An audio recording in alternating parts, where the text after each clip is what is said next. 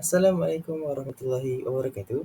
Saya Muhammad Arif Haikal bin Aziz dari unit Bahasa Melayu 1 PISMP 2328 dan hari ini saya akan menyelesaikan tugasan yang kedua iaitu persembahan untuk subjek GPPP 1092 Pengantar Pengajian Pendidikan dan pensyarah saya ialah Encik Muhammad Anwi bin Hussein.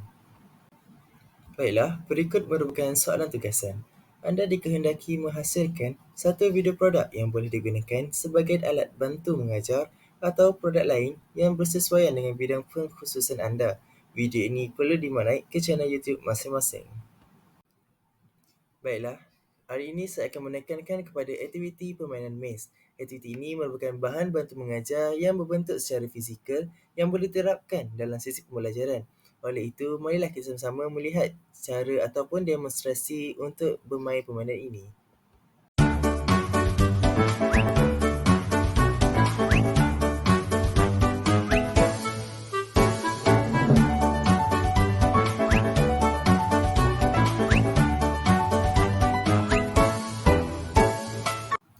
Baiklah, antara kelebihan aktiviti permainan mes ini ialah yang pertama, untuk peningkatan pemikiran strategik. Bermain mes memulakan pemikiran strategik untuk merancang langkah-langkah yang diperlukan untuk mencapai matlamat.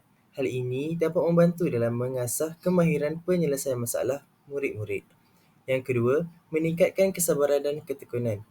Permainan mes seringkali melibatkan percubaan dan kesilapan yang mengajar pemain untuk menjadi lebih sabar dan tekun dalam mengatasi rintangan.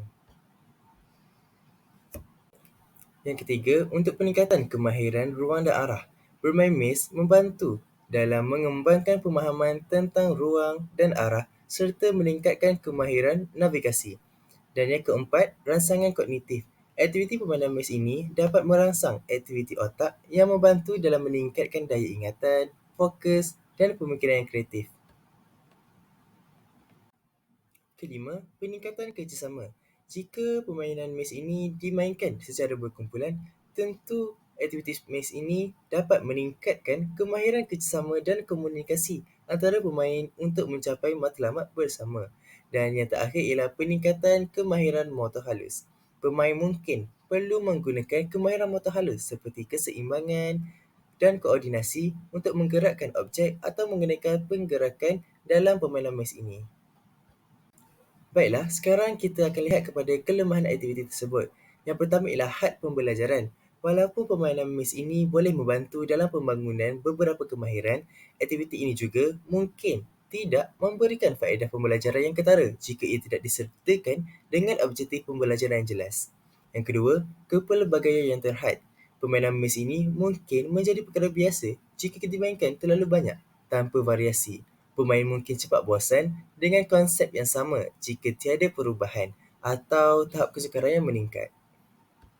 Yang ketiga pula ialah penlibatan kognitif yang kurang. Sesetengah jenis permainan mes mungkin kurang mencabar secara kognitif, yang mana ia mungkin mengurangkan kegunaan aktiviti ini untuk perkembangan mental yang optimal.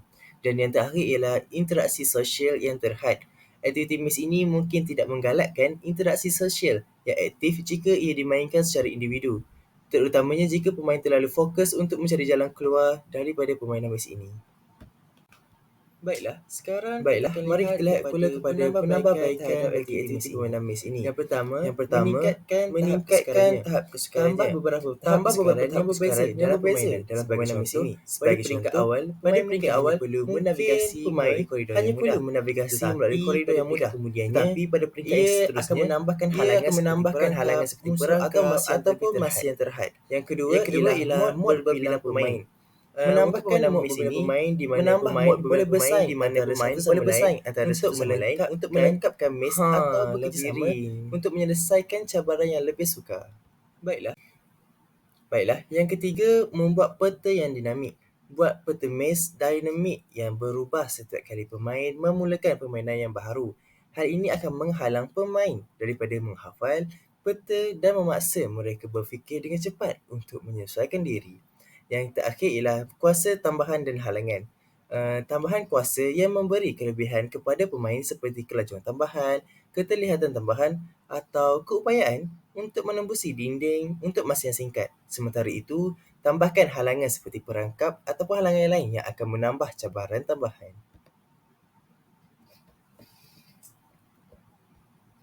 Seterusnya, mari kita lihat kepada perkaitan aktiviti tersebut dengan aspirasi dan hala tuju pendidikan serta implikasi terhadap guru.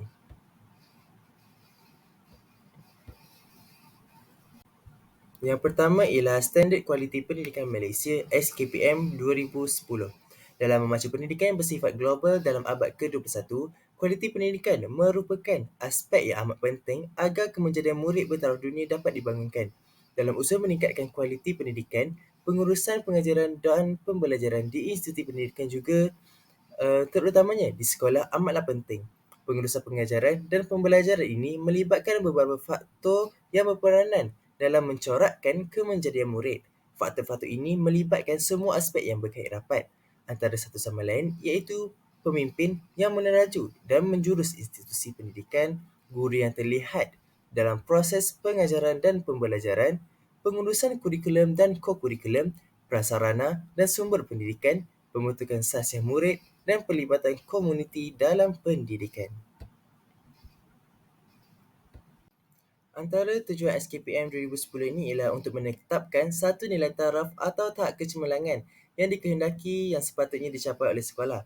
Seterusnya, satu inisiatif bagi meningkatkan tahap profesionalisme warga pendidik di sekolah. Dan yang ketiga, mencetuskan kesedaran dan gerakan memelihara kualiti pendidikan di sekolah, memenuhi dasar besar negara seperti pembangunan modal insan dan wawasan 2020, dan yang terakhir ialah taraf atau standard pengajaran yang memuaskan seperti yang terdapat dalam Akta Pendidikan 1996, Seksyen 117, dapat dinyatakan secara eksplisit merujuk kepada perkara yang dapat dihuraikan atau diperkatakan secara yang lebih mendalam dan tepat. Seterusnya, yang kedua ialah Standard Kualiti Pendidikan Malaysia Gelombang 2 SKPMG 2.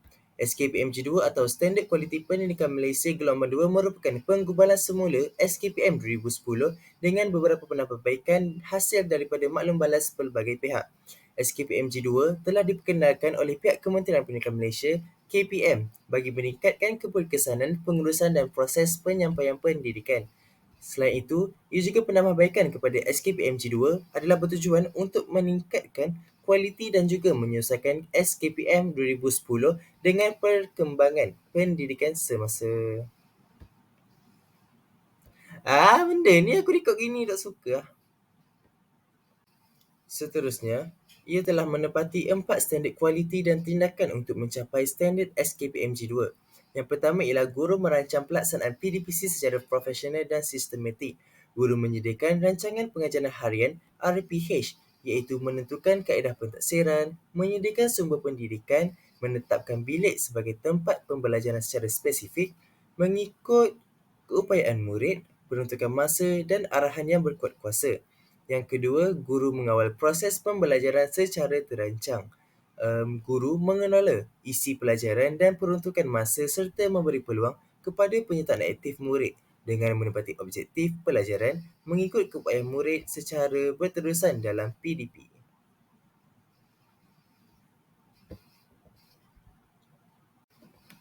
Yang ketiga, guru mengawal suasana pembelajaran secara profesional dan terancang. Guru mengawasi komunikasi dan perlakuan murid, menyusun atur kedudukan murid dan mewujudkan persekitaran pembelajaran yang menyeronokkan secara berhemah mengikut kesesuaian dan keperluan secara menyeluruh dan berkesan. Dan yang terakhir, guru mendorong minda murid melaksanakan aktiviti pembelajaran secara yang terancang, merangsang murid berkomunikasi dan berkolaboratif, mengemukakan soalan yang menjurus ke arah pemikiran yang kritis dan kreatif dan membuat keputusan atau menyelesaikan masalah, mewujudkan peluang untuk murid, memimpin dan mengemukakan soalan berkaitan isi pelajaran serta memperoleh pengetahuan dan kemahiran secara kendiri berdasarkan objektif pelajaran mengikut keupayaan murid secara berterusan. Dan yang terakhir ialah Pelan Pembangunan Pendidikan Malaysia PPPM. PPPM pada tahun 2013 hingga 2025 adalah cetusan ilham mantan Timbalan Perdana Menteri Malaysia merangkap Menteri Pendidikan Malaysia Tan Sri Muhyiddin Yassin. Ianya telah dilancarkan pada 6 September 2013 oleh Yang Amat Berhormat Timbalan Perdana Menteri Malaysia merangkap Menteri Pendidikan Malaysia juga iaitu Tan Sri Muhyiddin Yassin di Pusat Convention Kuala Lumpur. Ia mengandungi 5 aspirasi sistem dan 6 ciri murid yang akan dicapai dalam tempoh 13 tahun bermula dari tahun 2013 hingga 2025. Ia merupakan manifesti transformasi kerajaan yang paling menyeluruh dan besar bagi murid dari prasekolah hingga ke pusat pengajian tinggi dalam mendatangkan pulangan terbaik modal insan untuk memacu segala hasrat pembangunan negara. Hal ini telah menempati 4 aspirasi daripada 6 aspirasi murid. Yang pertama ialah pengetahuan. Kemahiran ini merupakan kemahiran asas yang membolehkan mereka mempunyai pengetahuan agar dapat berfungsi secara berkesan dan membolehkan mereka memupuk nilai untuk diri sendiri, masyarakat dan negara. Yang kedua, kemahiran memimpin. Murid yang berdaya tahan adalah menjadi aspirasi sistem pendidikan agar mereka mampu membangunkan cara berfikir yang konstruktif serta mampu menghadapi rintangan. Seiring dengan abad ke-21 ini, negara turut menghadapi cabaran kesan daripada globalisasi dan perkembangan teknologi maklumat dan komunikasi TMK serta pengantarabangsaan yang menuntut modal insan agar progresif serta mampu bersaing di pasaran kerja global.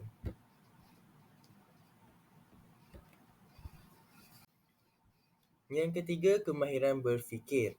Kemahiran berfikir merupakan salah satu elemen penting dalam mempersiapkan murid agar berupaya bersaing pada peringkat yang global. Berfikir adalah proses kognitif yang membolehkan manusia memperoleh maklumat, pengetahuan perkembangan dan ilmu untuk dijana. Adalah menjadi aspirasi pendidikan negara agar setiap murid perlu mempunyai semangat, ingin tahu dan belajar untuk terus mendapatkan pengetahuan sepanjang hayat. Dan yang terakhir ialah etika dan kerohanian. Setiap murid perlu dididik dan dibimbing untuk memiliki etika dan kerohanian yang tinggi agar dapat menghadapi cabaran abad yang ke-21.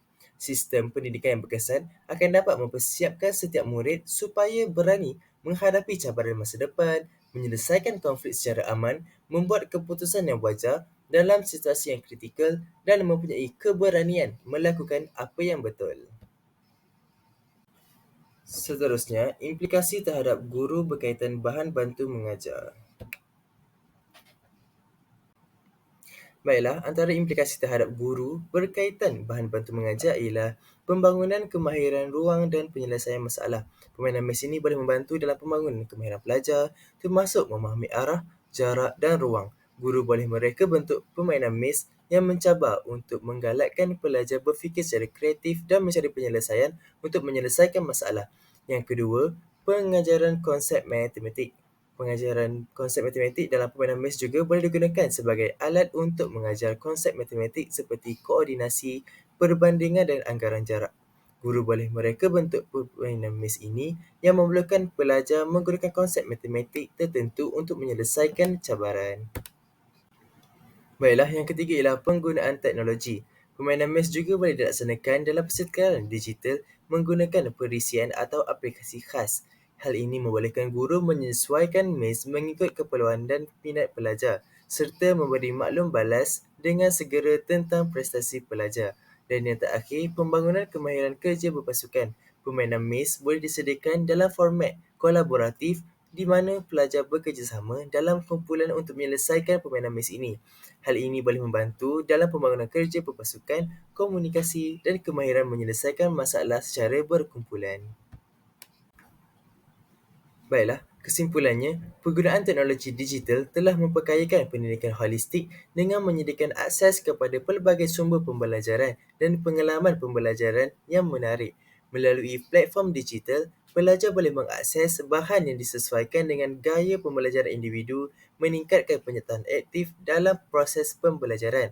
Serta teknologi juga memudahkan kerjasama antara pelajar dan guru, meluaskan ruang pembelajaran di luar bilik darjah dan membolehkan penilaian yang lebih terperinci dan diperibadikan. Justeru, integrasi teknologi digital memperkayakan dimensi holistik pendidikan dengan menggabungkan aspek kognitif, emosi, sosial dan fizikal dalam pembelajaran. Diperibadikan. Sekian dari saya Muhammad Arif Haikal bin Aziz, PISMP 2328, Unit BM1. Terima kasih.